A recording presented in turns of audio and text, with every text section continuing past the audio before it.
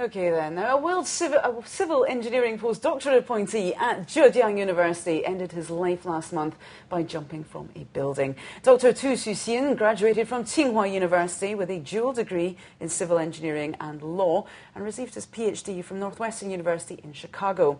Now, according to Chinese newspapers, Tu told his family and friends that Zhejiang University had promised him an assistant professor position when he returned to China, although the university has denied this. Well, in his suicide note, Tu mentioned frustration over promotion and what he called a failure by the university to keep its promise, although many friends advised him to think carefully before making a decision that Tu decided to return.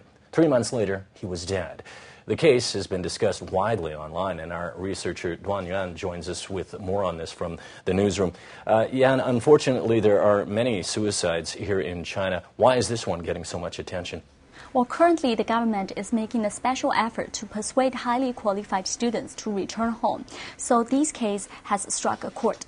Whether or not to return, especially for those with higher degrees, is currently a hot topic amongst Chinese students.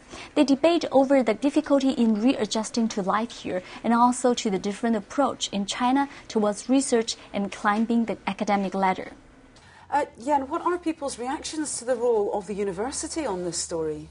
Some suspect that Zhejiang University didn't keep its promise and say this shows the darker side of Chinese academia, including the part connections play in getting ahead. Others complain about salaries, saying that they cannot keep up with the rising real estate costs in this area, which can also cause pressure for returnees. Still, there are also those who feel that returnees should be prepared for such challenges, given that China is still a developing country. And they say suicide is irresponsible, both for oneself and one's family.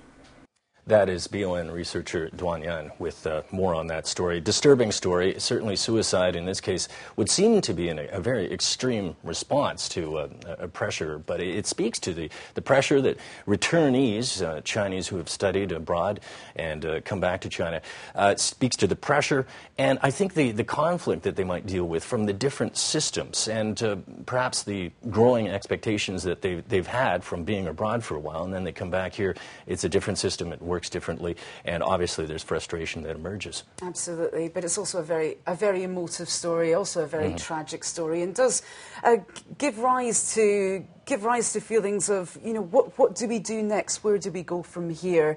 On one hand, you have people who are very upset that a life has been lost in this, but at the same time, people who don't want to link the issue of suicide with another very, very serious issue, which is that of how to deal with the returnees, Chinese people who go abroad and then come back to work in the country.